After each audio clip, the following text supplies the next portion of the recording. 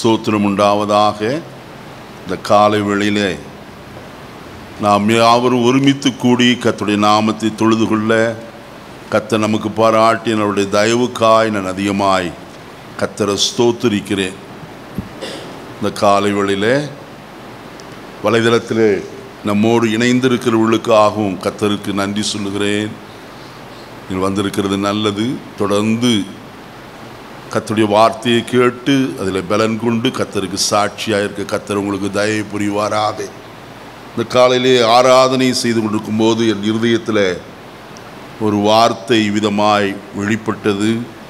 அதை மட்டும் நான் வாசித்து அதற்கு பிறகு கர்த்தருடைய செய்திக்குள்ளே இன்றைக்கு கடந்து போக விரும்புகிறேன். ரூத்தின் புஸ்தகம் 3ஆம் அதிகாரம் 18ஆம் வசனம். ரூத்தின் புஸ்தகம் 3ஆம் அதிகாரம் 18வது வசனம். அப்பொழுது அவள், என் மகளே, இந்த காரியம் என்னமாய் முடியும் என்று நீ அறிய மட்டும் பொறுத்திரு. அந்த மனுஷன் இன்றைக்கு இந்த காரியத்தை முடிக்கும் முன் இளைப்பாற மாட்டான் என்றார். கர்த்தருடைய பரிசுத்த நாமத்துக்கு ஸ்தோத்திரம் உண்டாகட்டும். நகோமி தன் மருமகளாகிய ரூத்தோடு சொல்கிற ஒரு வார்த்தையாய் இது காணப்படுகிறது.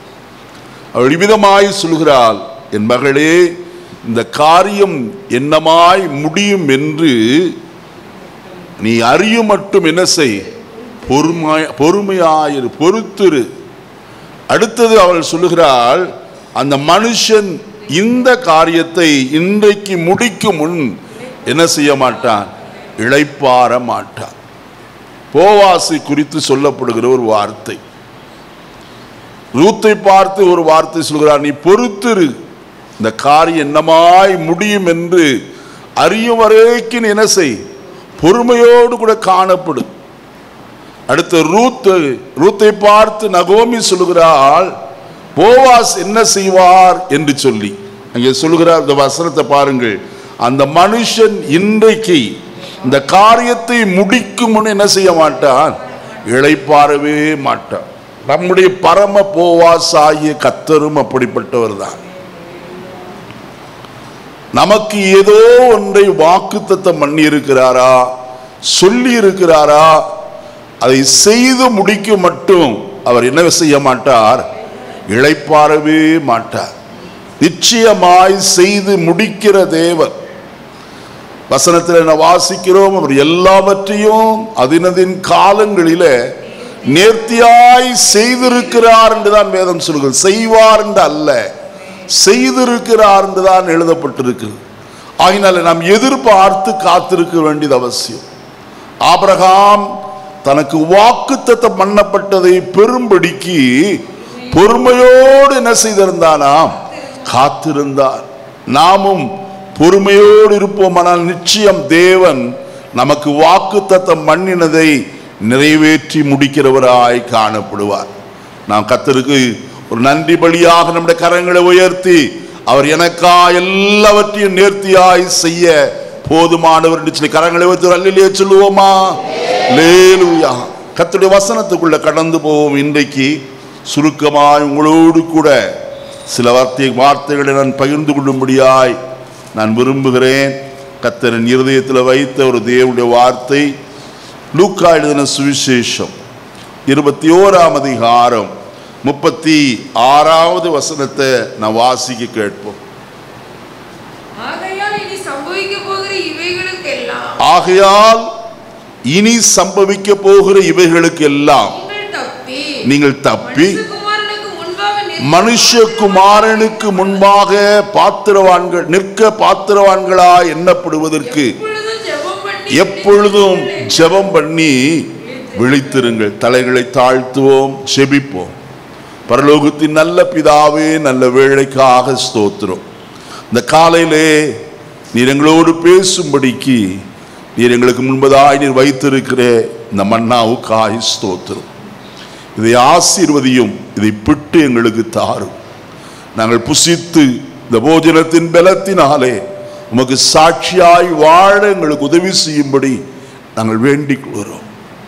அன்றைக்கு கர்த்தாவே, சோர்ந்து போய் எலியா சூறை செடியின் அடியிலே படுத்து கிடந்த போது அவனை தட்டி எழுப்பின கர்த்தர் அவனுக்கு ஆகாரம் கொடுத்து அந்த ஆகாரத்தின் பலத்தினாலே 40 நாள் இரவும் பகலும் அவன் ஒரே பெண்ணும் தேவ பர்வத தண்டைக்கு வருவரைக்கும் ஆண்டவரே நடந்தான் என்று எழுதப்பட்டிருக்கிறது. அவ்விதமாய் இந்த காலைவெளியிலே நீர் தருகிற அப்பம் என்னுடைய வாழ்க்கையில் ஒரு பலத்தையும் சத்துவத்தையும் அருளட்டும்.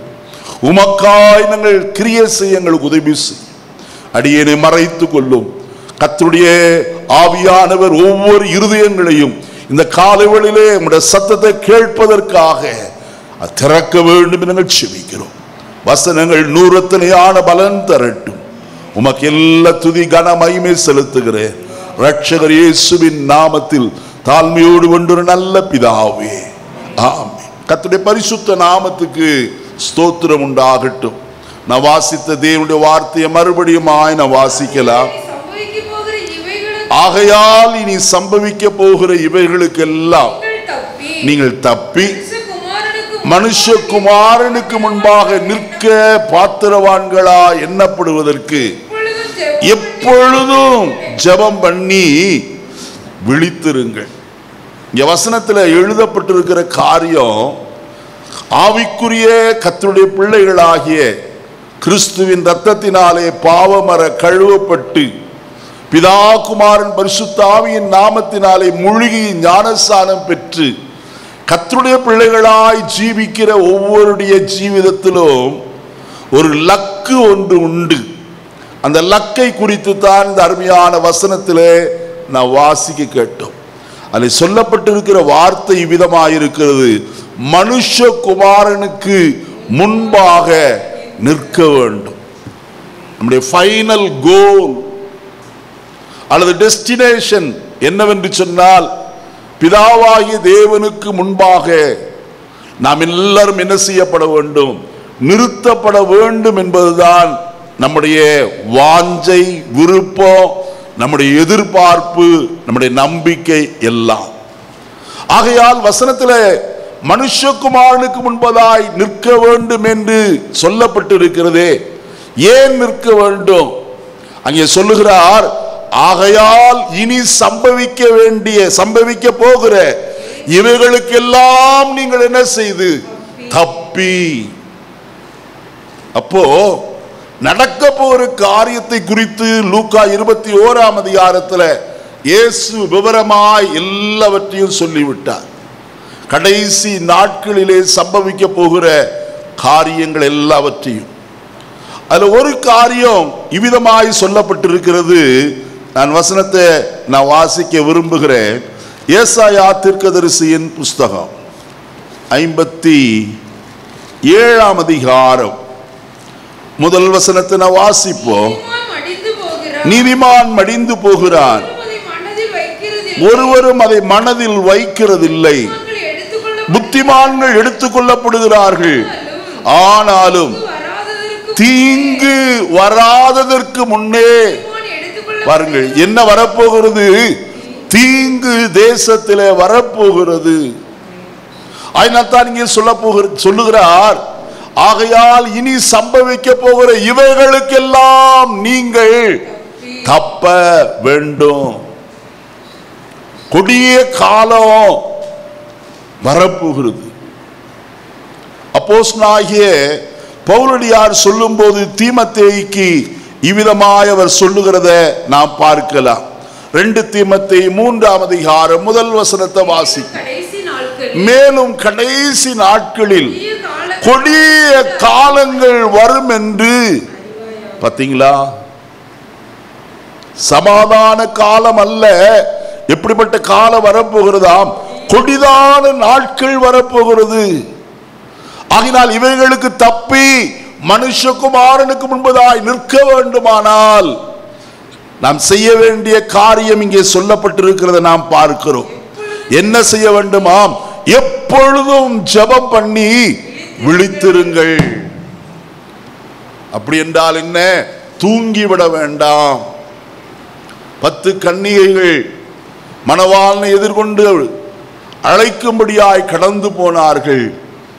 அவர்கள் எல்லாரும் மணவாளன் வர தாமதித்த போது நித்திரையாய் மாறிவிட்டார். நல்ல தூக்கம். திடீரென்று ஒரு சத்தம், இதோ மணவாளன் வருகிறார். அவர்கள் தூக்க மயக்கத்தில் எழுந்து தங்களை என்ன செய்தார்கள்? ஆயத்தம் பண்ணினார்கள். அதுவரைக்கும் தங்களிடத்தில் இருக்க வேண்டிய காரியம் இல்லை என்பதை அவர்கள் உணரவே இல்லை. அதை குறித்து அசட்டையாய் காணப்பட்டால் என்றுதான் சொல்ல வேண்டும். என்ன இல்லை? தீவெட்டி எரிவதற்குரிதான எண்ணெயை அவர்கள் கொண்டு போகாமல் இருந்தார்கள். ஆகையால் சொல்லுகிற காரியம் என்ன? விழித்திருந்து எப்படியாகிலும் நம்முடைய ரட்சிப்பாகிய தீவெட்டி எரியத்தக்கதாக பரிசுத்த ஆவியானவராகிய எண்ணெயை பெற்றுக்கொள்ள வேண்டியது அவசியமான ஒரு காரியம். இந்த காலையில் அதற்காய் பிரயாசப்படுவோம். நீங்களும் நானும் ஒரு நாளிலே கர்த்தருடைய சன்னிதானத்தில் நிறுத்தப்பட வேண்டியவர்கள். அதற்குத்தான் கர்த்தர் நம்ம என்ன செய்திருக்கிறார்? அழைத்திருக்கிறார். எபேசியருக்கு எழுதின நிருபம் 5ஆம் அதிகாரம் 26ஆம் வசனம் முதற்கொண்டு நாம் வாசிக்கிற வேளையிலே, தாம் அதை திருவசனத்தை கொண்டு தண்ணீர் முழுக்கினால் சுத்திகரித்து பரிசுத்தமாக்குறதற்கும் கரை திரை முதலானவைகள் ஒன்றுமில்லாமல் பரிசுத்தமும் பிழையற்றதுமான மகிமையுள்ள சபையாக அதை தமக்கு முன்பாக நிறுத்திக் கொள்வதற்காக. ஹல்லேலூயா! இயேசு ஏன் சிலுவையில தம்மை தாமே ஒப்பு கொடுத்தார் என்று சொன்னால், அவருடைய விலையேற பெற்ற ரத்தத்தினாலே மீட்டு கொண்ட தேவ ஜனமாகிய சபையை ஒரு நாளிலே அவர் தமக்கு முன்பதாக என்ன செய்ய வேண்டும்? நிறுத்திக் கொள்ள வேண்டும். எப்படி நிறுத்த வேண்டுமா? கரை திரை முதலானவைகள் ஒன்றுமில்லாமல் பரிசுத்தமும் பிழையற்றதுமான மகிமையுள்ள ஒரு சபையாக. அருமையான கர்த்தருடைய ஜனமே, இந்த காலை வேளையில கேட்போம். கர்த்தர் நம்மை பரிசுத்தமும் பிழையற்றதுமான மகிமை உள்ளவர்களாய் தமக்கு முன்பாய் நிறுத்திக் கொள்ள அவர் விரும்புகிறார். அதற்காகத்தான் தம்மை தாமே அவர் என்ன செய்தாராம்? நமக்காக ஒப்பு கொடுத்தார் என்று சொல்லி வேதம் சொல்லுகிறது. அதற்காகத்தான் தம்மை தாமே நமக்காக ஒப்பு கொடுத்திருக்கிறார். எதற்கு? வசனத்திலே வாசிக்கிற வேளையிலே கலாத்தியருக்கு நிருபம் 1ஆம் அதிகாரம் 4ஆவது வசனத்தில் நான் வாசிக்கும் போது, கலாத்தியர் 1:4, அவர் நம்மை இப்பொழுது இருக்கிற இந்த பொல்லாத பிரபஞ்சத்திலிருந்து விடுவிக்கும்படிக்கு கர்த்தராகிய இயேசு கிறிஸ்துவின் சித்தத்தின்படியே நம்முடைய பாவங்களுக்காக தம்மை தாமே என்ன செய்தாராம்? எதற்கு? வசனத்தில் வாசிக்கிறோம், விடுவிக்கும்படியாக. எதிலே இருந்து? பொல்லாத உலகத்திலே இருந்து. அருமையானவர்களே, இந்த உலகம் பொல்லாங்களுக்குள் கிடக்கிறது. இச்சைகள் நிறைந்து காணப்படுகிறது. பாவத்தினுடைய கிரியைகள் எவ்வளவு பயங்கரமாக இருக்கிறது. இன்றைக்கு காலையில் நான் செய்தித்தாளை சற்று பிரட்டின போது நம்ம எல்லாரையும் வேதனைப்படுத்தின ஒரு சம்பவம் உங்களுக்கு தெரியும். கடந்த சில நாட்களுக்கு முன்பு கள்ளக்குறிச்சியில் ஏறக்குறைய 50க்கும் அதிகமான பேர் கள்ளசாராயம் குடித்து மாண்டு போனார்கள்.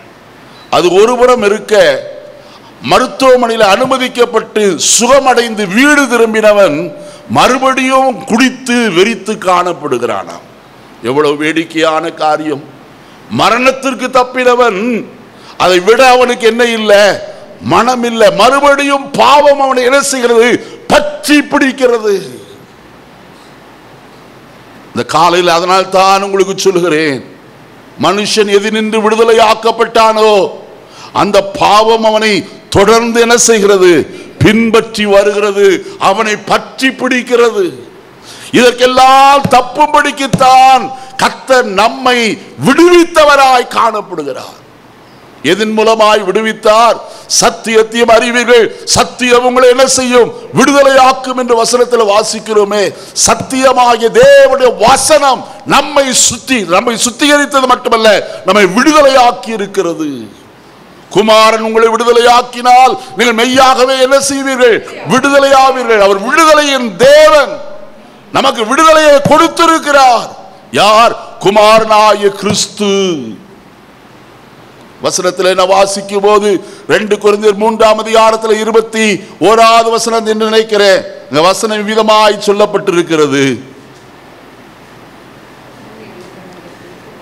5:21 கர்த்தரே ஆவியானவர், கர்த்தருடைய ஆவி எங்கே உண்டோ? 3:17 மன்னிக்கணும், வாசிங்க. கர்த்தரே ஆவியானவர், கர்த்தருடைய ஆவி எங்கேயோ அங்கே என்ன உண்டு? தேவ ஆவியானவரை பெற்ற மனுஷனுடைய வாழ்க்கையில விடுதலை உண்டு என்று சொல்லி கர்த்தருடைய வேதம் திட்டவட்டமாய் நமக்கு போதிக்கிறது. அதனால கர்த்தருக்கு முன்பதாய் நிற்க வேண்டுமானால் எப்போதும் என்ன செய்யுங்கள்? விழித்திருங்கள். பக்தனாகிய பேதுரு சொல்லும் போது இவ்விதமாய் சொல்லுகிறார். இந்த வசனத்தை வாசிப்போமா? 1 பேதுரு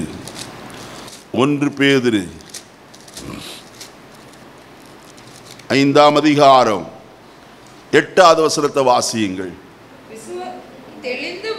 தெளிந்த புத்தியுள்ளவர்களாயிருங்கள், விழித்திருங்கள்.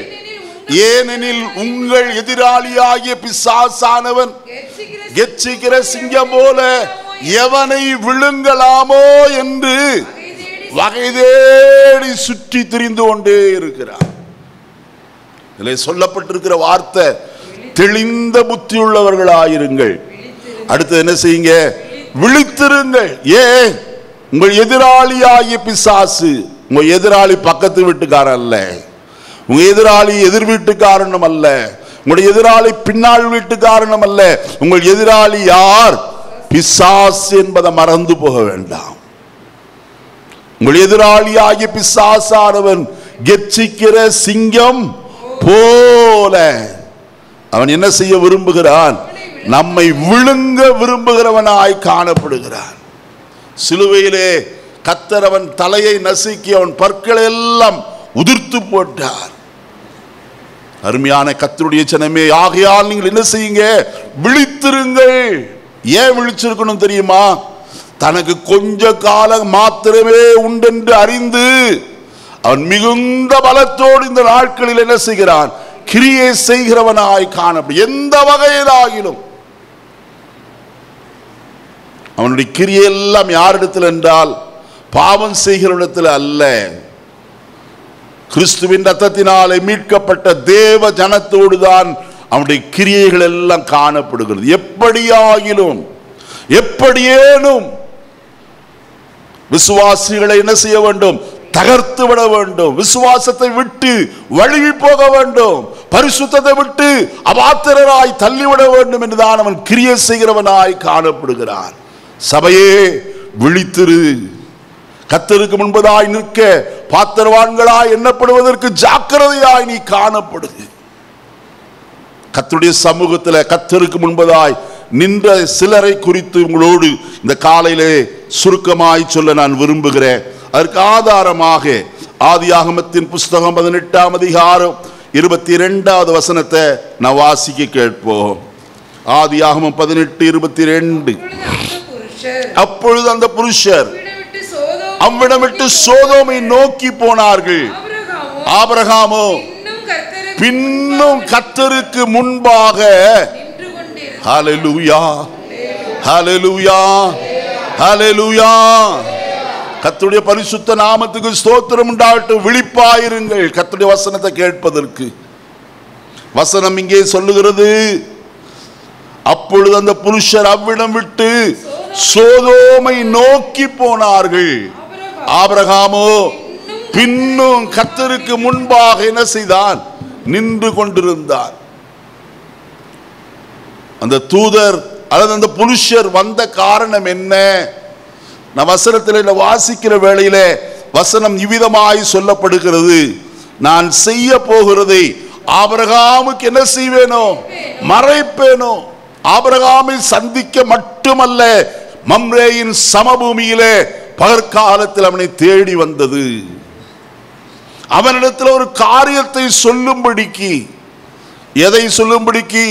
உன்னோடு கூட மெசொப்பொத்தாமியா தேசத்திலிருந்து உன்னோடு கூட புறப்பட்டு வந்தானே லோத்து, அவனுடைய மனைவி, அவனுடைய பிள்ளைகள் எல்லாரும் இந்த நாட்களில் அவர்கள் உன்னை விட்டு பிரிந்து சோதோம் குமாராவிலே குடியிருக்கிறார்களே. அந்த சோதோம் குமாராவுக்கு செய்ய போகிறதை கர்த்தராகிய தேவன் அந்த அருமையான ஆபிரகாமுக்கு என்ன செய்தாராம்? சொல்லுகிறவராய் காணப்பட்டார். வசனம் சொல்லுகிறது, நான் செய்ய போகிறதை என்ன செய்வேனோ? மறைப்பேனோ. கர்த்தர் காரியத்தை மறைக்கவில்லை, ஆபிரகாமுக்கு அதை தெரியப்படுத்த விரும்புகிறார். காரணம் என்ன? அங்க வசனத்தில் வாசிக்கும் போது வசனம் சொல்லுகிறது, 17வது வசனத்தை பாருங்கள். ஆபிரகாம் பலத்த ஜாதியாவதினாலும் அவனுக்குள் பூமியுள்ள சகல ஜாதிகளும் என்ன செய்யப்படுவதினாலும் ஆசீர்வதிக்கப்பட போவதினாலும் அவன் பெருக போகிறதினாலும் அவன் முகாந்திரமாய் சகல ஜாதிகளும் என்ன செய்யும்? ஆசீர்வதிக்கப்படும். ஆகையினால் நான் செய்ய போகிறதை ஆபிரகாமுக்கு என்ன செய்வேனோ?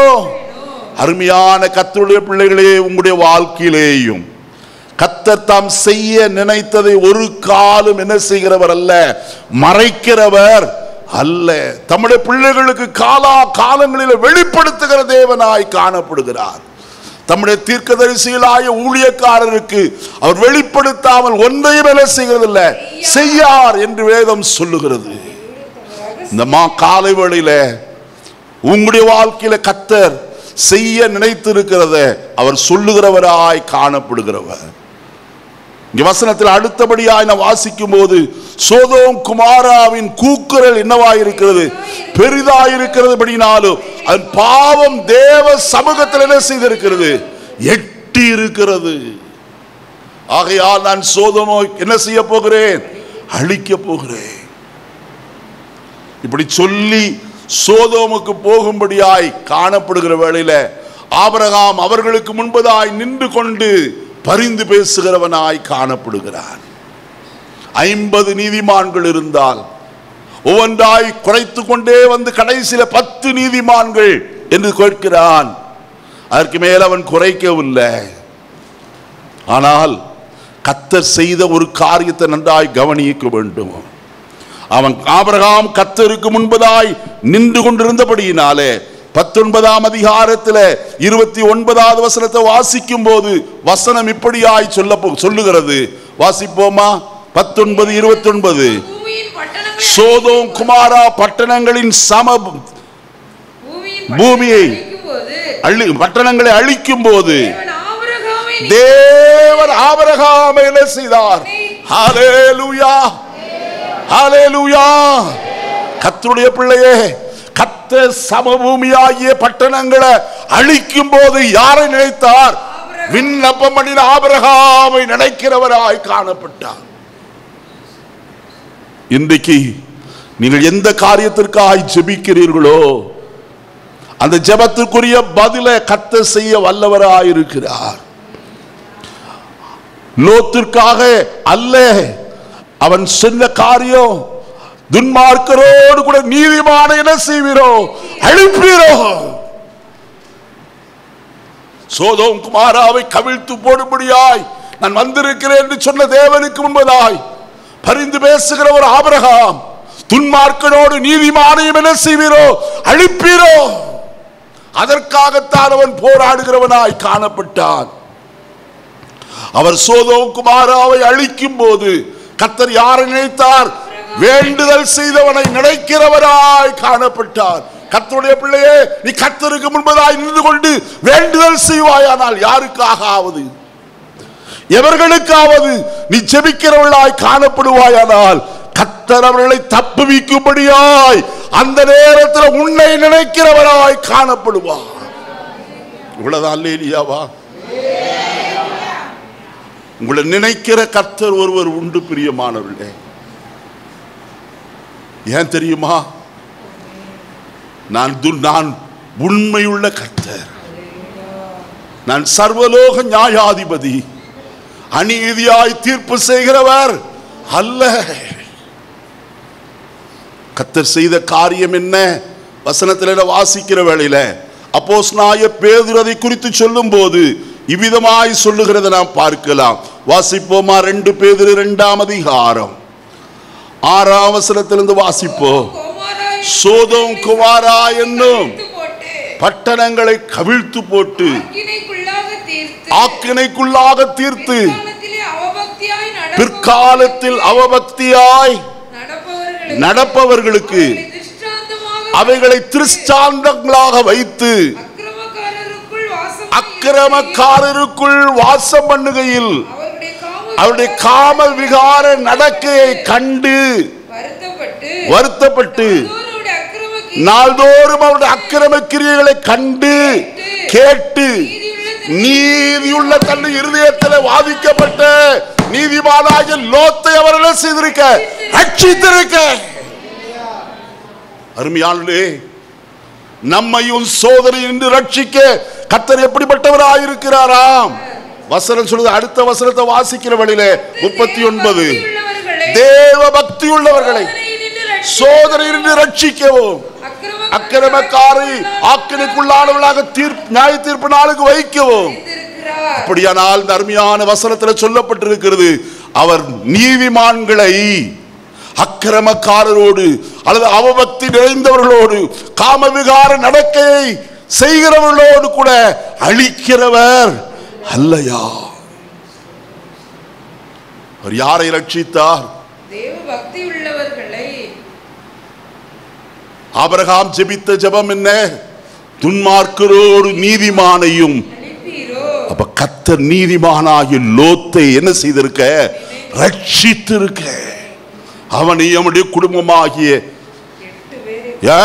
நோவாத 8, இவர்கள் 8 அல்ல, 5 பேர். ஆனால் கர்த்தர் என்ன செய்தாராம்? அவர்களை ரட்சித்தார். அவர்கள் தாமதித்துக் கொண்டிருக்கையில் அவருடைய கரங்களை பிடித்து அவர்களை பட்டணத்திற்கு வெளியே கொண்டு வந்து அவர்களை பார்த்து சொன்னார், இந்த சமபூமி எங்கும் என்ன செய்யாதே, நில்லாதே, உன் ஜீவன் தப்ப என்ன செய், ஓடிப்போ, மலைக்கு ஓடிப்போ. ஆனால் லோத்தின் மனைவியோ பின்னிட்டு திரும்பி பார்த்து என்ன செய்தால்? உப்பு தூணானாள் என்று வேதம் சொல்லுகிறது. கர்த்தர் தம்முடைய சிநேகிதனாகிய ஆபிரகாமுடைய விண்ணப்பத்தை கர்த்தர் எந்த நேரத்தில் நினைக்கிறவர்? இன்னைக்கு நாம் கர்த்தருக்கு சிநேகிதராக இருக்கிறோமா? அப்படியானால் நாம் யாருக்காய் நம்முடைய விண்ணப்பத்தை ஏறெடுக்கிறோமோ, நம்முடைய பிள்ளைகளுக்காக அல்லது நம்முடைய உற்றார் உறவினருக்காக, அவர்களை கர்த்தர் ரட்சிப்பதற்கு எப்படிப்பட்டவர்? உண்மையுள்ளவராயிருக்கிறார். அவருடைய அழிவுக்கு எதுவாய் வழி நடத்துகிறவர் அல்ல. 2வது ஒரு மனுஷனை குறித்து வசனத்தில் நான் வாசிப்போமானால் 1 ராஜாக்களின் புஸ்தகம் 17ஆம் அதிகாரம் 1 வசனத்தை நான் வாசிக்க கேட்போம். கீலேயாத்தின் குடிகளிலே திஸ்பியனாகிய எலியா ஆகாபை நோக்கி, என் வாக்கின்படியே அன்றி இந்த வருஷங்களிலே பனியும் மழையும் பெய்யாதிருக்கும் என்று இஸ்ரவேலின் தேவனாகிய கர்த்தருக்கு முன்பாக நிற்கிற நான் அவருடைய ஜீவனை கொண்டு சொல்லுகிறான். அருமையானவர்களே, 2வது ஒரு தேவ மனுஷன், தேவனுடைய ஊழியக்காரன். இவன் ஆகாப் ராஜாவுக்கு முன்பதாய் போய் நின்று கொண்டு சொல்லுகிற வார்த்தையைத்தான் இங்கே வசனத்தில் நாம் கேட்டோம். வசனம் சொல்லுகிறது, கீலேயாத்தின் குடிகளிலே திஸ்பியனாகிய எலியா ஆகாபை நோக்கி சொன்ன ஒரு வார்த்தை, என்னுடைய வாக்கின்படியே அன்றி இந்த வருஷங்களிலே பனியும் மழையும் பெய்யாதிருக்கும் என்று இஸ்ரவேலின் தேவனாகிய கர்த்தருக்கு முன்பாக நிற்கிற நான் அவருடைய ஜீவனை கொண்டு என்ன செய்கிறேன்? சொல்லுகிறேன். வார்த்தை எவ்வளவு கடூரமாய் காணப்படுகிறது. சிங்கத்தை போல கர்ச்சிக்கிறவனாய் காணப்படுகிறான். யாருக்கு முன்பதாய்? ராஜாவுக்கு முன்பதாய். ராஜாவின் கோபம் சிங்கத்தை போல கெர்ச்சிப்புக்கு சமானம் என்று எழுதப்பட்டிருக்கிறது. சிங்கத்தின் கெர்ச்சிப்புக்கு ஒப்பாய் ராஜாவுடைய கோபம் காணப்படுமாம்.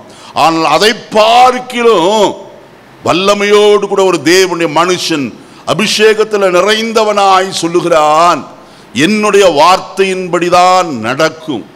என்ன நடக்கும்? இந்த வருஷத்துல பனியும் பெய்யாது, மழையும் பெய்யாது. எத்தனை வருஷம்? 3.5 ஆண்டு காலங்களும்.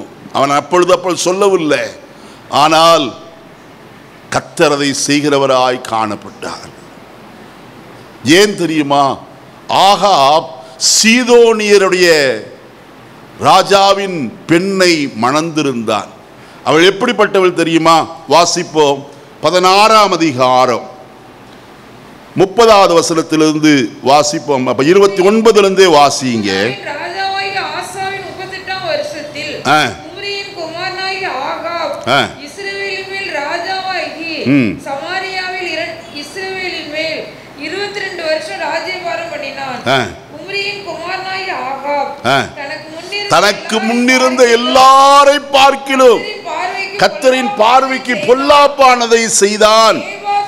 நேபாத்தின் குமாரனாகிய யெரொபெயாமின் பாவங்களில் நடப்பது அவனுக்கு கொஞ்சம் காரியமாய் நினைத்தார் போல் அவன் சீதோனியரின் ராஜாவாகிய ஏத்பாகாலின் குமாரத்தி யேசபேலை விவாகம் பண்ணினதும் அல்லாமல் அவன் போய் பாகாலையும் என்ன செய்தான்? சேவித்து. இந்த யேசபேல் சாதாரணமானவள் அல்ல, அவள் சூனியக்காரி, மந்திரத்திலே பெயர் பெற்றவள். அவளை போய் திருமணம் செய்து யெரொபெயாமின் பாவங்கள் தனக்கு கொஞ்சம் என்று நினைத்தார் போல பாவத்தை இன்னும் அதிகமாய் செய்தான். யெரொபெயாமின் பாவம் என்ன? அவன் இஸ்ரவேலின் ராஜாவாய் அவன் ஏற்படுத்தப்பட்டான். கர்த்தர் அவனுக்கு அந்த ராஜ்யபாரத்தை கொடுக்கிறவராய் காணப்பட்டார். காரணம், சாலமோனுக்கு பிறகு அவன் குமாரனாகிய ரெகோபெயாம் அங்கே ராஜ்யபாரம் பண்ணினான். அவன் தன்னிடத்திலே வந்த ஜனத்திற்கு சரியான மாறுத்திரம் கொடுக்காதபடிக்கு அவன் செய்த கடினமான உத்தரவு கொடுக்கிறவனாயிருந்தான். ஆகையினாலே ஜனங்கள் யெரொபெயாமை பின்பற்றி கடந்து போனார்கள். இஸ்ரவேலின் ராஜ்யத்தில் காணப்படுகிறவர்கள் யூதேயாவிலே இருக்கிற கர்த்தருடைய ஆலயத்திற்கு வந்து கர்த்தரை எருசலேமிலே பணிந்து கொண்டு போவார்கள். பார்த்தான் யெரொபெயாம், இவர்கள் இப்படி கர்த்தரை தொழுது கொள்வதற்கு எருசலேமுக்கு போய் வருவார்களானால் பிறகு அவர்கள் அங்கேயே ஒற்றிக்கொள்வார்கள் அல்லது அங்கேயே செட்டில் ஆவார்கள் என்று நினைத்தார் போல அவன் செய்த காரியம், அவன் பெத்தேலிலும் தானிலும் என்ன செய்தான்? 2 பலிபீடத்தை உண்டு பண்ணி, எதற்கு? கன்று குட்டிகளுக்கு பலிபீடத்தை உண்டு பண்ணினான். இதுதான் உங்களை வழிநடத்தி கொண்டு வந்த தெய்வம், இதை ஆச்சரியுங்கள் என்று சொல்லி அதற்கு பலிகளை செலுத்துகிறவனாய் காணப்பட்டான். அந்த பாவமே போதாது என்று இவன் சுந்தரக்காரியாய் அல்லது சூனியக்காரியாகிய யேசபேலையும் விவாகம் பண்ணி கொண்டு கர்த்தருக்கு விரோதமாக என்ன செய்தான்? ஏராளம் விக்கிரகங்களுக்கு பலிபீடங்களை கட்டினான். நீங்க கீழே வசனத்தை வாசிப்பீர்களானால் 33, 32 விதமாய் சொல்லப்பட்டிருக்கிறது. எடுப்பித்தான், தோப்பையும் வைத்து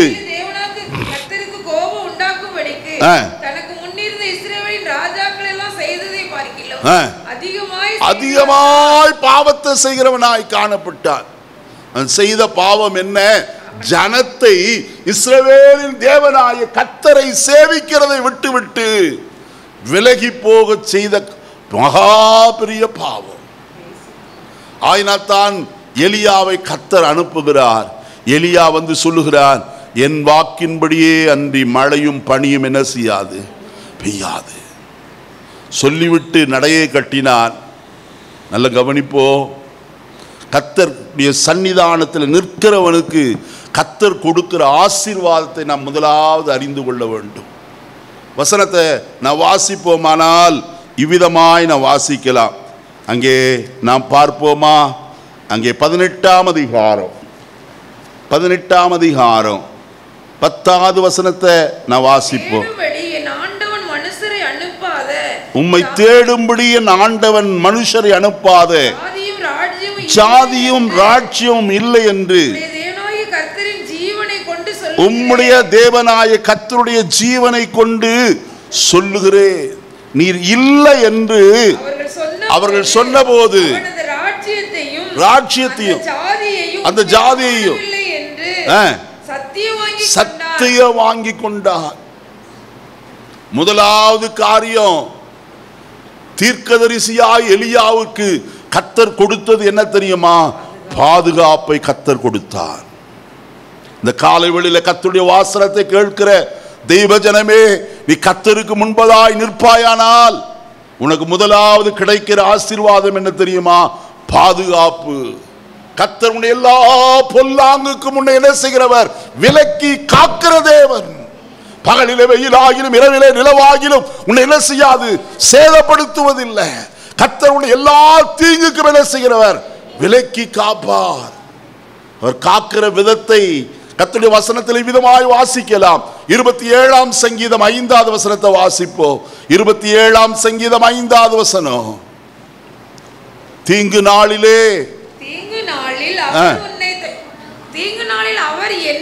அவர் என்னை தம்முடைய கூடாரத்தில் மறைத்து, என்னை தம்முடைய கூடார மறைவிலே என்ன செய்து? ஒளித்து வைத்து. ஹல்லேலூயா. ரெண்டு காரியம் கர்த்தர் செய்கிறார்.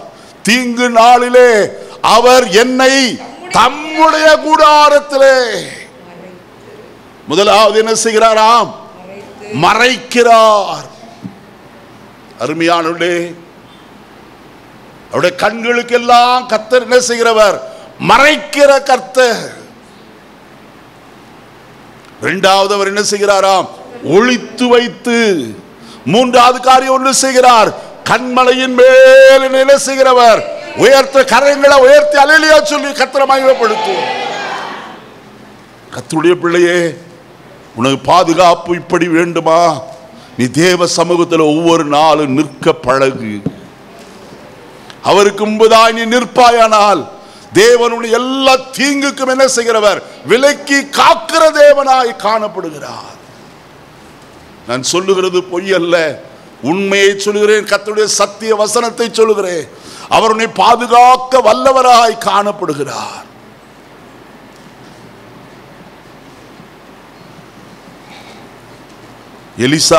எலியா வேற எங்கேயும் போகவில்லை. இருந்ததெல்லாம் கேரித் ஆற்றின் ஓரமாய்.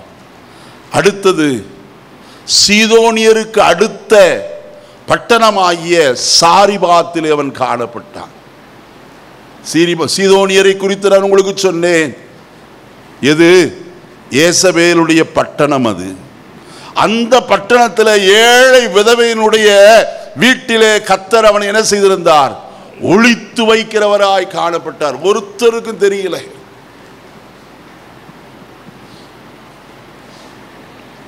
எலியாவை கண்டவர்கள் உண்டு, ஆனால் ஒருவருடைய கண்களும் அவனை காணாதபடிக்கு கர்த்தர் அவனை என்ன செய்கிறவராய் இருந்தார்? ஒளித்து வைக்கிறவராய் காணப்பட்டார். இந்த காலையில் நான் ஒன்று சொல்லுகிறேன், தேவனுடைய பாதுகாப்பு உங்களுக்கு அவசியமா? கர்த்தருக்கு முன்பதாய் நில்லுங்கள். இரண்டாவது காரியம், கர்த்தர் அவனை பாதுகாத்தது மட்டுமல்ல, அவனுக்கு 2 நேரமும் ஆகாரத்தை கொடுக்கிறவராய் காணப்பட்டார். கர்த்தர் எலியாவிடத்தில் சொன்னார், எலியாவே நீ கேரித்திலே போய் ஒளித்துக்கொள். கேரித்தின் ஆற்றிலே தண்ணீர் ஓடுகிறது, அதை எடுத்து குடித்துக்கொள். உன்னை போஷிக்கும்படிக்கு காலையிலே காகங்களுக்கும் மாலையிலே காகங்களுக்கு நான் என்ன செய்திருக்கிறேன்? கட்டளை கொடுத்திருக்கிறேன். எங்க வசனத்தை பார்ப்போமா? வசனத்தை 4வது வசனம். ஆற்றின் தண்ணீரை குடிப்பாய், அங்கே உன்னை போஷிக்க காகங்களுக்கு என்ன செய்வேன்? கட்டளை. 6வது வசனம். காகங்கள் அவனுக்கு விடியற் காலத்திலே அப்பமும் இறைச்சியும், சாயங்காலத்தில் அப்பமும் இறைச்சியும் எங்கிருந்தான் கொண்டு வந்துச்சு? எல்லா இடத்திலும் பஞ்சம். ஆனா எங்க இருந்து வந்தது? ராஜாவின் கொட்டாரத்தில் இந்த அரண்மனையிலே காணப்படுகிற ஆகாரத்தை காக்கா கொண்டு வந்து எங்க யாருக்கு கொடுத்தது? தம்முடைய ஊழியக்காரன கர்த்தருக்கு வானத்தையும் பூமியையும் உண்டாக்கின கர்த்தருடைய ஊழியக்காரனாகிய எலியாவிற்கு கர்த்தர் கொடுக்கிறவராய் காணப்பட்டார். கர்த்தர் உங்களை பாதுகாக்கிறவன் மட்டுமல்லையா, உங்களை போஷிக்கவும் எப்படி பட்டவர் வல்லவர். பஞ்ச காலத்தில் அவர் நீதிமானை பசியினால் வருந்த விடாதவர். சிங்கக்குட்டிகள் தாழ்ச்சி அடைந்து பட்டினியாயிருக்கும், கர்த்தரை தேடுகிறவர்களுக்கு ஒரு நன்மையும் என்ன செய்யாது, குறைவுபடாது என்று சொன்னாரே. உன்னை போஷிக்க கர்த்தர் வல்லவராயிருக்கிறார். அவரை பார்த்து, ஆண்டவரே இந்த நாளுக்குரிய ஆகாரத்தை தாரும் என்று கேட்போமானால் நிச்சயம் தருகிறவர். ஏதோ வழக்கமாய் பரமண்டல ஜெபம் செய்கிறது போல் அல்ல, அது ஒரு மாதிரியான ஜெபம், ஒரு மாடல் ஜெபம். நான் மாதிரி ஜெபம்னா, ஒரு மாதிரி ஜெபம்னா வேற விதமான நினைத்துக்கொள்ள வேண்டாம், மாடல். ஆகினாலே அது சொல்லப்பட்டிருக்கிறது, அன்றன்றுள்ள ஆகாரத்தை இன்று எங்களுக்கு. எத்தனை பேர் ஜெபம் பண்றோம்? ஆண்டவரே இன்றைக்குரிய ஆகாரத்தை எனக்கு தாரும். நம்ம ஜெபம் பண்ணதில்லை. என்ன ஏன்னு கேட்டா, மாச சம்பளம் வாங்குறோம், ஒரு மூட்டை அரிசியை வாங்கி வீட்டில் போட்டுறோம், மளிகை ஜாமான் எல்லாம் வீட்டில் நிறைய இருக்கு, அன்றாட காய்கறி வாங்கிறோம், எது வேணாலும் வாங்கிக்கலாம், காசு இருக்கு. அதனால் நம்ம என்ன செய்யறதில்லை, ஆண்டவரை இன்றைக்கு வேண்டிய ஆகாரத்தை எனக்கு தாருன்னு சொல்லி சொல்லுங்க, கேட்கறதே இல்லை. உண்மைதானே? ஜெபிக்க வேண்டும் ஒவ்வொரு நாளும். ஆண்டவரே இன்றைக்குரிய ஆகாரம், மாம்சத்துக்குரிய ஆகாரம் மட்டுமல்ல, ஆவிக்குரிய ஆகாரத்தையும் கர்த்தர் எனக்கு என்ன செய்யணும், தாரும். அதான் இடநாள்ல ஆன்லைன் ஜெபம் வச்சிருக்கு. ஒரு குட்டி பிரசங்க நான் பண்றேன், எத்தனை பேருக்கு பிரயோஜனமா இருக்கு? கேட்கிறவங்களே இந்த கதையா இருந்தா, கேட்டவங்க கரங்களை உயர்த்து, உங்களுக்கு பிரயோஜனமா இருந்தா கரங்களை உயர்த்தி ஒரு அல்லேலூயா சொல்லுங்க, இல்லாட்டி விட்டுருங்க. பிரயோஜனமா இருக்கா? கர்த்தருடைய வார்த்தை இடைநாளிலும் கர்த்தருடைய வசனத்தை கேட்டு நாம் என்ன செய்யணும், கர்த்தருக்குள்ளாய் நம்முடைய ஆத்துமா பலனடைய வேண்டும்.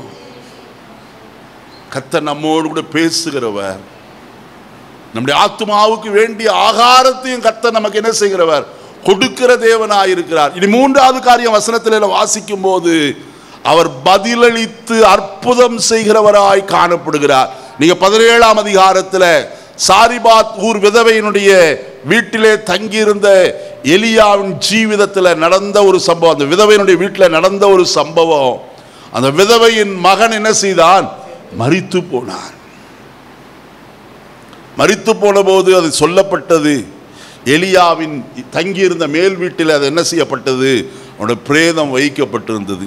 அங்க வசனத்தில் பாருங்க, வசனம் இப்படியாய் சொல்லப்பட்டிருக்கிறது. 22வது வசனத்தை வாசிப்போம், 21, 22 வசனங்களை வாசிப்போம். 20லிருந்தே வாசிங்கம்மா, 20லிருந்தே. என் தேவனாய கர்த்தாவே, நான் தங்கி இருக்க இடம் கொடுத்து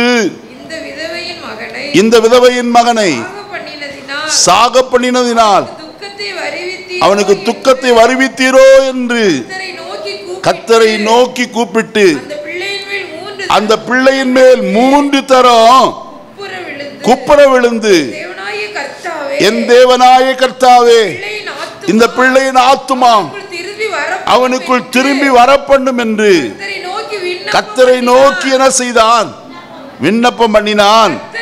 கர்த்தர் எலியாவின் சத்தத்தை என்ன செய்தார், ஹல்லேலூயா. எலியா சாப்பிட்டு தூங்குறது அல்ல, நல்ல கவனிங்க. இன்னைக்கு அநேகர் சொல்லுகிற காரியம், பாஸ்டருக்கு என்ன ஒரு நாள் பிரசங்கம் பண்ணால் அப்புறம் அவ்வளோத்தான், சும்மா சாப்பிட்டு என்ன செய்வார், தூங்குவார். அப்படிதான் நினைக்கிறாங்க நிறைய பேர். அல்ல, உங்கள் ஒவ்வொருடைய பெயரையும் சொல்லி சொல்லி ஒவ்வொரு நாளும் கர்த்தருடைய சமூகத்தில் நான் நிற்கிறேன். ஒருவருடைய பெயரும் எனக்கு மறைவானது இல்லை. அத்தனை பேரும் நான் லிஸ்ட்டை வாசிக்க வேண்டிய அவசியம் இல்லை, எடுத்து பார்க்க வேண்டிய அவசியம் இல்லை.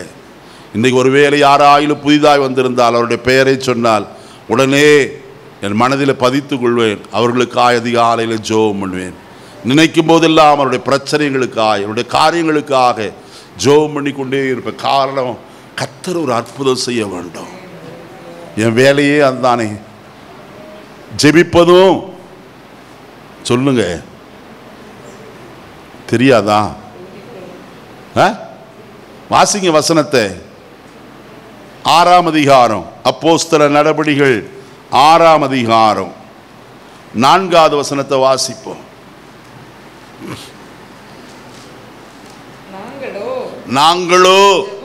நாங்களோன்னா யாரு? அப்போஸ்தலர்களாகிய நாங்களோ ஜெபம் பண்ணுவதிலும் வேத வசனத்தை போதிக்கிற ஊழியத்திலும் இடைவிடாமல் என்ன செய்வோம்? பார்த்தீங்களா, எங்க வேலை என்ன? ஜெபிக்கிறதும் போதிக்கிறதும் தான். ஏன் வசனம் சொல்லுகிறது? மல்கியால வாசிக்கும் போது 2ஆம் அதிகாரம் 6வது வசனத்தை வாசிப்போம். 4வது வசனத்தை வாசிங்க. லேவியோடு பண்ணின என் உடன்படிக்கை நிலைத்திருக்கும்படிக்கும்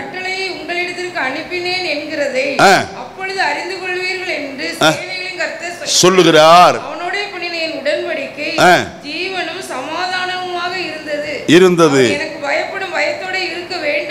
அவன் எனக்கு பயப்படும் பயத்தோடு இருக்க வேண்டும் என்று நான் அவனுக்கு கட்டளையிட்டேன்.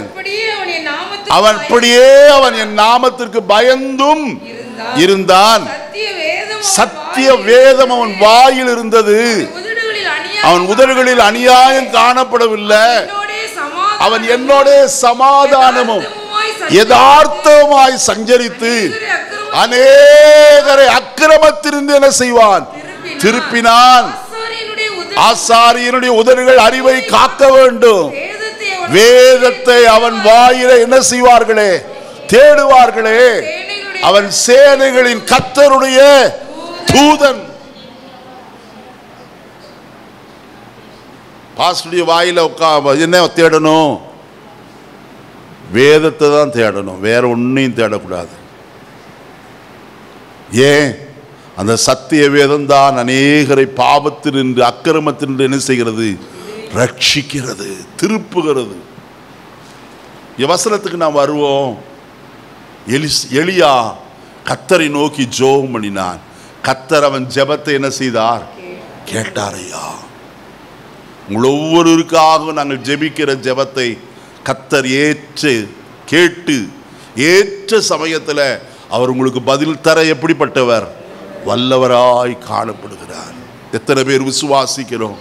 கர்த்தர் எலியாவின் ஜெபத்தை கேட்டது போல என்னுடைய ஊழியக்காரடி ஜெபத்தை அவர் கேட்கிறவர், எனக்கு பதில் தருகிறவர் என்று விசுவாசிகள் கரங்களை உயர்த்த ஒரு அல்லேலூயா சொல்லுவோம். அடுத்த காரியம், 4வது காரியம் 18ஆம் அதிகாரம் 38வது வசனத்தை வாசிப்போமா? அப்பொழுது கர்த்தரிடத்திலிருந்து அக்கினி புறப்பட்டு அந்த சர்வாங்க தகன பலியையும் விறகுகளையும் கற்களையும் மண்ணையும் பட்சித்து வாய்க்காலில் இருந்த தண்ணீரையும் என்ன செய்தது? நக்கி போட்டது. ஜனங்கள் எல்லாரும் இதை கண்டபோது முகங்குப்புற விழுந்து கர்த்தரே தேவன், கர்த்தரே தெய்வம் என்று என்ன செய்தார்கள்? சொல்லுகிறவர்களாய் காணப்பட்டார்கள். அருமையானே, கர்த்தருக்கு முன்பதாய் நிற்கிற ஒரு மனுஷனை கொண்டு ஒரு பெரும் ஜனக்கூட்டத்தை கர்த்தர் என்ன செய்தார்? தம்முடைய பக்கமாய் திருப்புகிறவராய் காணப்பட்டார். சற்று நேரத்துக்கு முன்புதான் வசனத்தை வாசித்தோம். மல்கியாவில் அவன் அநேகரை அக்கிரமத்தில் என்ன செய்வான்? திருப்புகிறவராய் காணப்படுவார்.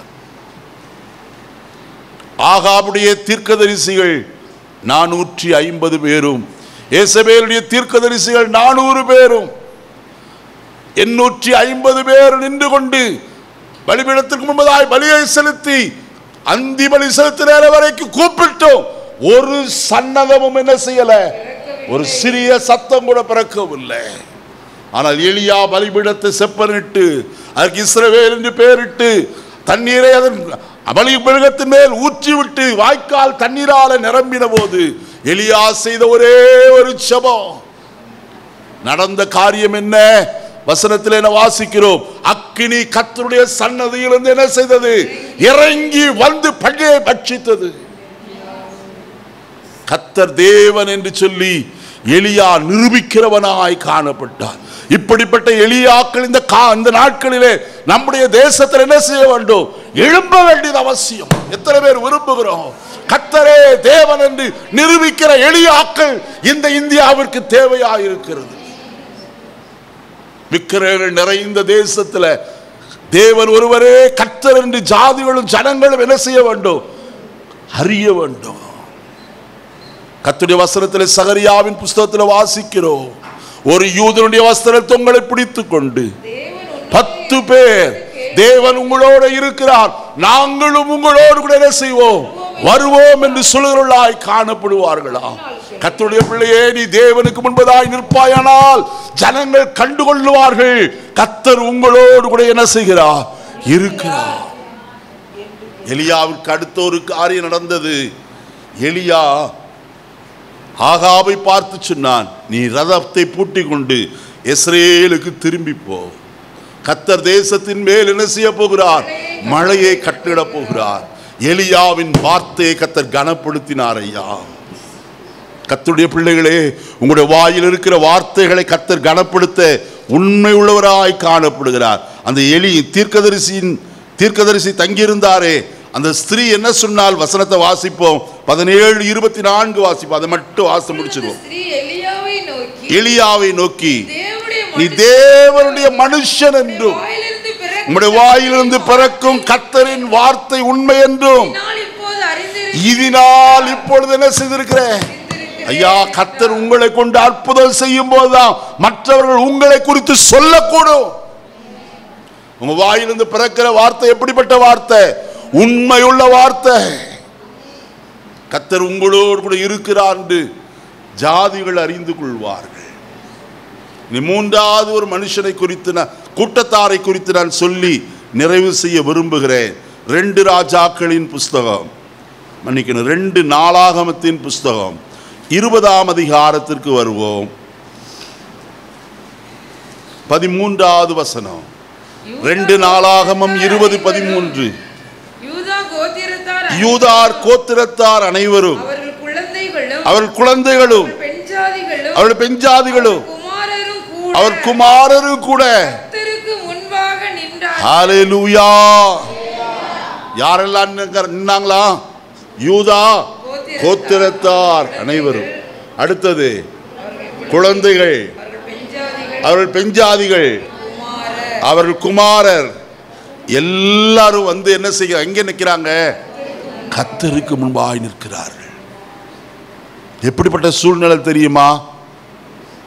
இஸ்ரவேல் ஜனத்துக்கு விரோதமாய், யூதா கோத்திரத்துக்கு விரோதமாய் அம்மோனியர், மோவாபியர், சேயீர் மலை தேசத்தாராகிய 3 கூட்டத்தாரும் இப்பொழுது எங்கே வந்திருக்கிறார்கள்? யூதாவுக்கு விரோதமாய் வந்திருக்கிறார்கள்.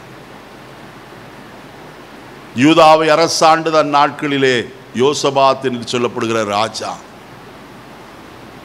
அவனுக்கு விரோதமாய் இந்த கூட்டம் வந்தபோது ராஜா செய்த காரியம் என்ன தெரியுமா?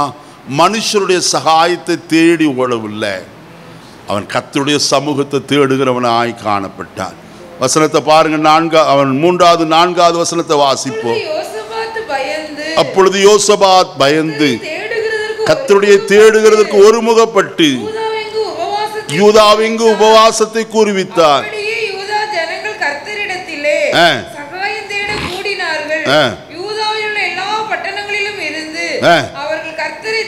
அவர்கள் கர்த்தரை தேட வந்தார்கள், வேற ஒன்றும் செய்யல. எந்த காலத்தில்? யுத்த காலத்தில் கர்த்தரை தேடுகிறார்கள். அவங்க செய்த ஜெபத்தில் ஒரு வார்த்தை என்னை அதிகமாய் பாதிக்கிற ஒரு வார்த்தை. அந்த 6வது வசனத்தில் கடைசி பகுதி பாருங்க, உம்முடைய கரத்தில் வல்லமையும் பராக்கிரமும் இருக்கிறது, ஒருவரும் உம்மோடு என்ன செய்ய முடியாது. இந்த யுத்தம் எங்களுக்குரியதல்லையா, எங்களோடு கூட அவர்கள் யுத்தம் பண்ண வரவில்லை, உம்முடைய ஜனமாகிய உம்மோடு நாங்கள் இருக்கிற இந்த இடத்துல எங்களுக்கு விரோதமாய் வந்திருக்கிற இந்த கூட்டத்தார் உம்மோடு யுத்தம் செய்ய வந்திருக்கிறார்கள். கர்த்தர் சொல்லுகிற வார்த்தை அங்க வசனத்தில் நான் வாசிக்கிற வேளையிலே நாம் இவ்விதமாய் பார்க்க முடியும். இந்த யுத்தத்தை பண்ணுகிறவர்கள் நீங்கள் அல்ல. நல்ல கவனிக்கணும். யுத்தம் நம்முடையது அல்ல. யுத்தம் யாருடையது? கர்த்தருடையது. அவர் நமக்காக யுத்தம் செய்ய எப்படிப்பட்டவர்? வல்லவராய் காணப்படும். எல்லா இடங்களிலும் அவர் யுத்தம் செய்ய வல்லவரையா. நாம் நினைக்கிறோம் நம்மை கர்த்தர் அப்படியே கைவிட்டுட்டார். இல்லை இல்லை, ஒரு நாளும் அவர் கைவிட்டு விடுகிறவர் அல்ல. அவர் நமக்காய் சகலவற்றையும் செய்கிற கர்த்தர், யுத்தம் பண்ணுகிறவர். நடந்த காரியம் என்ன? எல்லாரும் யாருக்கு முன்பதாய் நின்றார்கள்? கர்த்தருக்கு முன்பதாய் நின்றார்கள். கர்த்தர் செய்த செயலை மட்டும் நான் சொல்லி முடிக்கிறேன். அவர்களுக்கு விரோதமாய் வந்த அம்மோனியரும் மோவாபியரும் ஒருவரை ஒருவர் என்ன செய்தார்கள்? கை கலக்கும்படிக்கு கர்த்தர் செய்தார். ஒருவரை ஒருவர் என்ன செய்தார்கள்? வெட்டி விழுங்குறவர்களாய் காணப்பட்டார்கள். வசனத்தில் வாசிக்கும் போது அவர்கள் செய்த அடுத்த காரியம், கர்த்தரை பாடினார்கள், துதித்தார்கள். அப்பொழுது கர்த்தர் செய்த காரியம் பாருங்க, 23வது வசனத்தில், அம்மோன் புத்திரரும் மோவாபியரும் சேயீர் மலை தேசத்து குடிகளை சங்கரிக்கவும் அழிக்கவும் அவர்களுக்கு விரோதமாய் எழும்பினார்கள். அழித்து தீர்ந்த போது இவர்களும் தங்களுக்குள்ளே தங்களை தாங்களே என்ன செய்தார்கள்? பாருங்க, கர்த்தர் என்னத்தை செய்தார்? யுத்தத்தில் ஜெயம் தருகிறவராய் காணப்பட்டார். அது நிமித்தம் என்ன ஆயிற்று? வசனத்தில் வாசிக்கும் போது வசனம் இப்படி வாசிக்கிறோம். 27வது வசனத்தை பாருங்கள். பின்பு கர்த்தர் அவர்கள் சத்துருக்கள் பேரில் களி கூறச் செய்தபடியால் யூதா மனுஷர் யாவரும் எருசலேம் ஜனங்களும் அவர்களுக்கு முன்னாலே யோசபாத்தும் மகிழ்ச்சியோடே என்ன செய்தார்களாம்? எருசலேமுக்கு திரும்பினார்கள். கர்த்தருடைய ஜனமே, கர்த்தர் தம்முடைய இடத்திற்கு திரும்பி வர பண்ணுகிறவர். யுத்தம் செய்யாதபடிக்கு இப்பொழுது சுற்றிலும் இளைப்பாறுதலை கர்த்தர் அவர்களுக்கு தர போதுமானவராய் காணப்பட்டார். இது எதனாலே ஆயிற்று? யாவரும் கர்த்தருக்கு முன்பதாய் நின்றபடினார். இன்னைக்கு எத்தனை பேருடைய குடும்பத்தில் குடும்ப ஜெபம் நடக்கிறது? காலையிலும் இரவு நேரத்திலும் குடும்ப ஜெபம் பண்ணுகிறவர்கள் எத்தனை பேர்? நான் உங்களை கை உயர்த்த சொல்லி நான் கேட்கவில்லை. ஜெபத்தை செய்ய ஆரம்பிப்போம். குடும்பமாய் ஜெபிக்கிறது ஒரு பெரிய ஆசீர்வாதம். ஜெபம் இல்லாவிட்டால் நம்முடைய ஜீவிதத்தில் குடும்பத்தில் ஐக்கியம் காணப்படாது. குடும்ப ஐக்கியம் வேண்டுமானால் முதலாவது குடும்ப ஜெபம் தேவையாயிருக்கிறது. அருமையான கர்த்தருடைய ஜனமே, முந்தின நாட்கள் சிறு பிள்ளையாயிருந்த நாட்களிலே கிறிஸ்து, அதுவும் ஆவிக்குரிய பெந்தேகோஸ்தே சபையை சார்ந்த விசுவாசிகள் எங்கெல்லாம் குடியிருக்கிறார்களோ அவருடைய வீடுகளில் எல்லாம் ஒரு 4:30 மணி ஆனால் போதும், பாடல் பாட ஆரம்பித்து விடுவார்கள். அருமையானே, அதற்கு பிறகு ஜெபத்தின் சத்தம் உயர்ந்து இருக்கும், எல்லா வீடுகளிலும் கேட்கும். அப்படியெல்லாம் காணப்பட்ட அந்த நிலை இன்றைக்கு மாறி மாறி ஜெபமே குடும்பத்தில் இல்லாமல் போய்விட்ட நிலைமை வந்து விட்டது. அல்ல, காலையிலும் மாலையிலும் கர்த்தருக்கு முன்பதாய் நிற்போமானால் கர்த்தர் நம்முடைய சத்துருக்களை நமக்கு முன்பதாய் என்ன செய்கிறவர்? முறியடிக்க பண்ணுகிறவர். யூதா என்றால் துதி என்று அர்த்தம். அருமையானே, துதிப்போமானால் ஜெயத்தை நாம் பெற முடியும். அடுத்த ஒரு காரியம், 4வது காரியத்தை நான் சொல்லி முடிக்கிறேன். வாசிப்போம் கர்த்தருடைய வசனத்தை. வெளிப்படுத்தின விசேஷம் 7ஆம் அதிகாரம் 9வது வசனம். நான் அதிகமாக விவரிக்க போகிறதில்லை, வசனத்தை மட்டும் வாசித்து நான் முடிக்க விரும்புகிறேன். இவைகளுக்கு பின்பு நான் பார்த்தபோது இதோ சகல ஜாதிகளிலும் கோத்திரங்களிலும் ஜனங்களிலும் பாஷைக்காரிலிருந்து வந்ததும் ஒருவரும் எண்ணக்கூடாதமான திரளான கூட்டமாகிய ஜனங்கள் வெள்ளை அங்கிகளை தடுத்து தங்கள் கைகளில் குருத்தோலைகளை பிடித்து சிங்காசனத்திற்கு முன்பாகவும் ஆட்டுக்குட்டியானவருக்கு முன்பாகவும் நிற்க கண்டேன். எவ்வளவு பேரு? என்ன கூடாத திரளான கூட்டத்தார் என்று வேதம் சொல்லுகிறது. ஏராளமான ஜனங்கள். இவர்கள் எங்கே நிற்கிறார்கள்? ஆட்டுக்குட்டியானவருக்கும் பிதாவாகிய தேவனுடைய சிங்காசனத்திற்கு முன்பாக என்ன செய்கிறார்களாம்? நிற்க கண்டேன். இவர்கள் யார்? கர்த்தரால் மீட்கப்பட்டவர்கள் என்று கர்த்தருடைய வேதம் சொல்லுகிறது. இந்த வசனத்தை பார்ப்போமானால் இப்படி நான் வாசிக்கலாம். 14வது வசனத்தை பாருங்கள். அதுக்குள்ள திருப்பிட்டீங்களா? 7:14.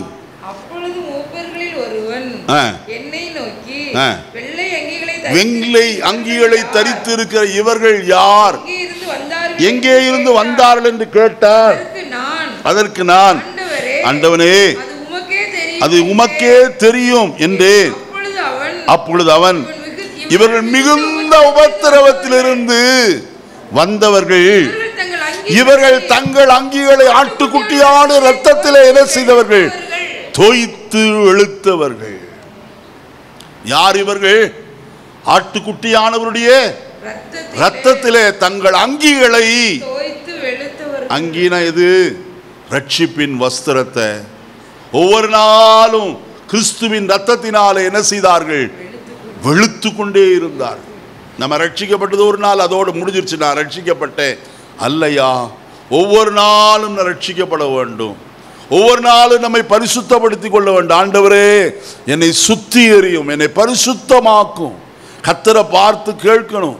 முதலாவது கர்த்தர் தம்முடைய இரத்தத்தினாலே நம்மை கழுவினார். ஒவ்வொரு நாளும் அவருடைய இரத்தத்தினாலே நாம் என்ன செய்ய வேண்டும்? கழுவப்பட வேண்டியது அவசியமான ஒரு காரியம். ஏன்னா பாவ உலகத்தில் என்ன செய்து கொண்டிருக்கிறோம்? வாழ்ந்து கொண்டிருக்கிறோம். எபிரேயர் 12:1 வாசிக்கிறோமே, நம்மை சுற்றி நெருங்கி நிற்கிற பாவம் நம்மை விட்டு தூரமாய் போகல. பாவம் சுற்றி என்ன செய்கிறது? நெருக்கி கொண்டே இருக்கிறது. எப்போது பற்றி கொள்ளலாம் என்று. ஆகையாலே நாம் செய்ய வேண்டிய காரியம் வசனம் சொல்லுகிறது. ஒவ்வொரு நாளும் ஆட்டுக்குட்டியான இரத்தத்திலே நம்முடைய ரட்சிப்பின் வஸ்திரத்தை என்ன செய்ய வேண்டும்? வெளுக்க வேண்டியது அவசியமாயிருக்கிறது. அவர்களுக்கு உண்டான ஆசீர்வாதம் என்ன தெரியுமா? வசனத்தை பாருங்கள். 15வது வசனத்திலிருந்து, ஆனபடியால் இவர்கள் தேவனுடைய சிங்காசனத்துக்கு முன்பாகவும் இரவும் பகலும் ஆலயத்தில் அவரை என்ன செய்கிறார்கள்? கர்த்தரை சேவிக்கிறவர்களாய் காணப்படுகிறார்கள். யார் அவர்களுக்குள்ளே வாசமாயிருக்கிறது? நீங்க வசனத்தை வாசித்தீங்கன்னா வசனம் இப்படியாய் சொல்லப்பட்டிருக்கும். வாசிப்போமா? 1 கொரிந்தியர் 6ஆம் அதிகாரம். 1 கொரிந்தியர் 6ஆம் அதிகாரம்.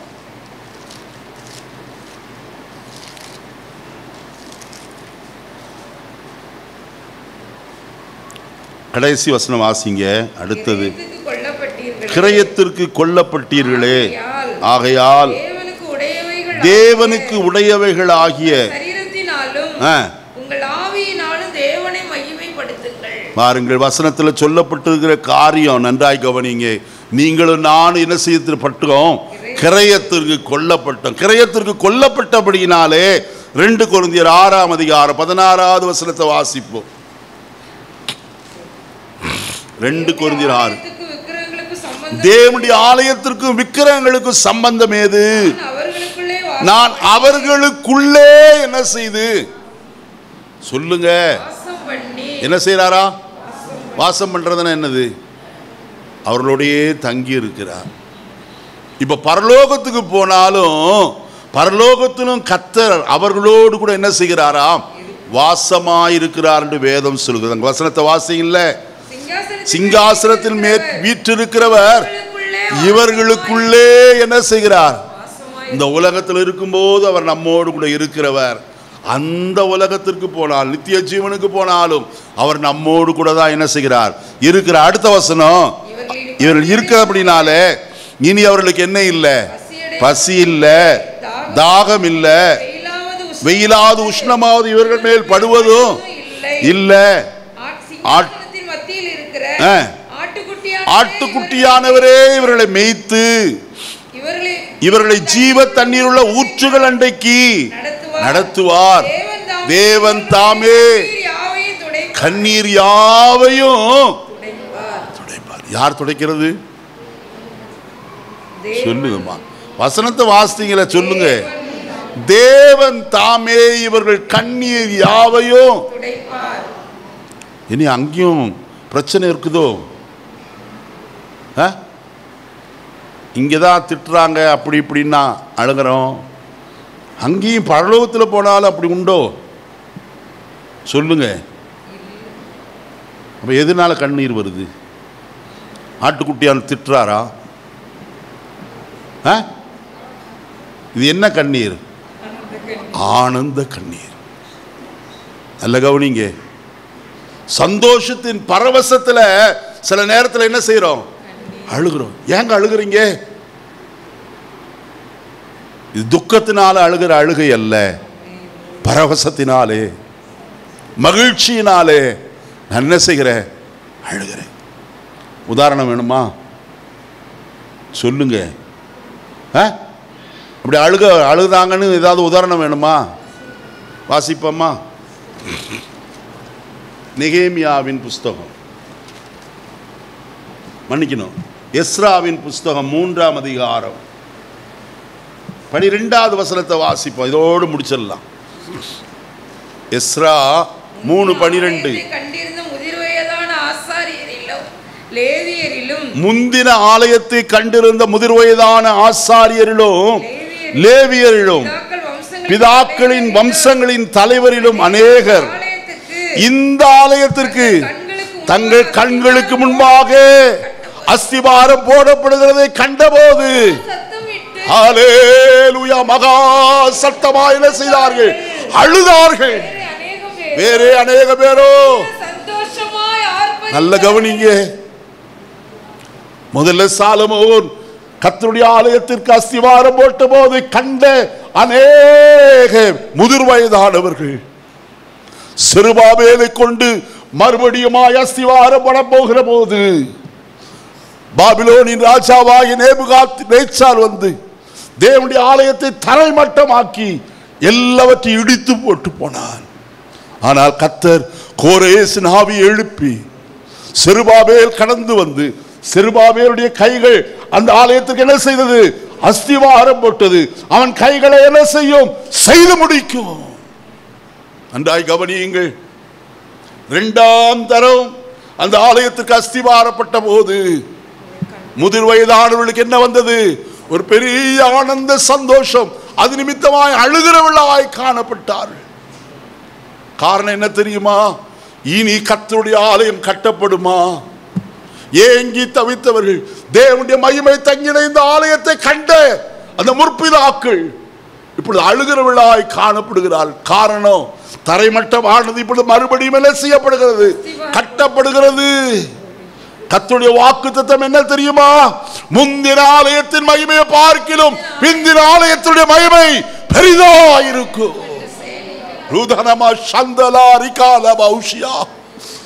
முந்தின ஆலயத்தை கண்டிருந்த ஜனங்கள் ஏன் அழுதார்கள் தெரியுமா? ஒரு பிந்தின ஆலயத்தினுடைய பெரிய மகிமையை காணும்படியாக. இன்னைக்கு கர்த்தருடைய மகிமை இந்த கூடாரத்தை இந்த காலை வேளையில் நிரப்பி இருக்கிறது. பிரியமானவர்களே, நீங்களும் நானும் பிதாவாகிய தேவனுக்கு முன்பாக ஆட்டுக்குட்டியானவருக்கு முன்பதாக நிற்க பாத்திரவான்களாய் எண்ணப்படுவதற்கு நம்முடைய ரட்சிப்பை காத்துக்கொள்வோம். நாம் ஞானஸ்நானம் பெற்றோமே, அந்த ஞானஸ்நானத்தின் உடன்படிக்கையிலே உண்மை உள்ளவர்களாய் காணப்படுவோம்.